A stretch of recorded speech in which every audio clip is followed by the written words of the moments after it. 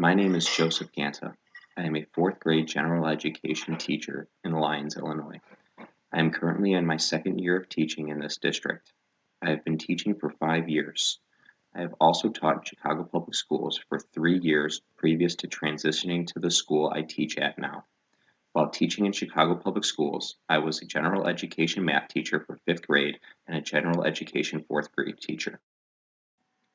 Within this presentation, I will be discussing different learning styles. Within these learning styles, I will focus on what methods worked well for me and which methods did not work as well for me as a student and still to this day. There are many different ways in which students learn. Some students may be visual learners, hands-on learners, or auditory learners.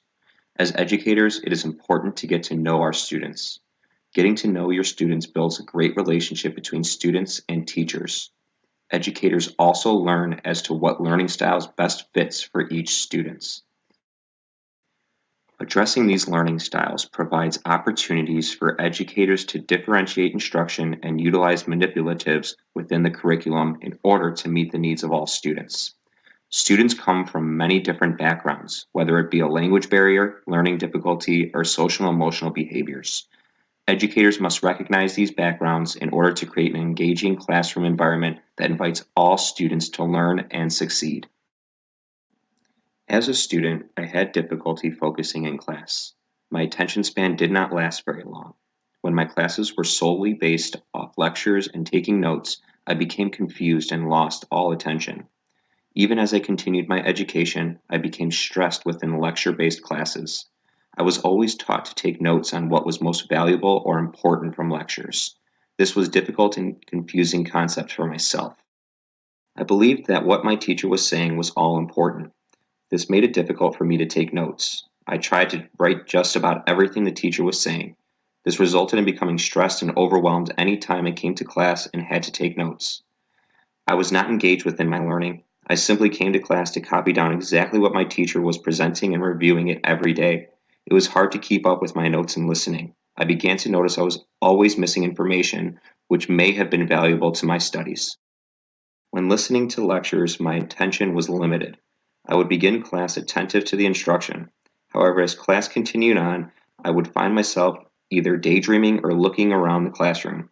I would catch myself doing these acts and remind myself to focus.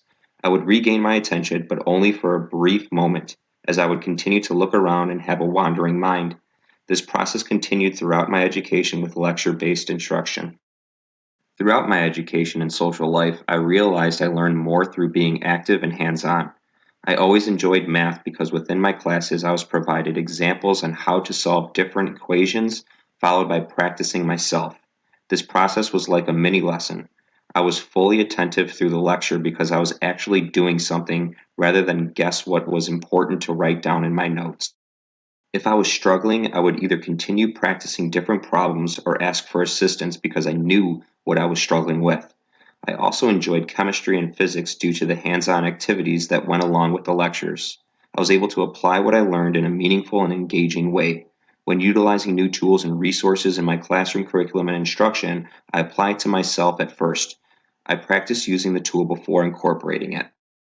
Within the process of practicing utilizing these tools before incorporating into my curriculum, this provides opportunities for me to grow and become more comfortable with the tools I am utilizing.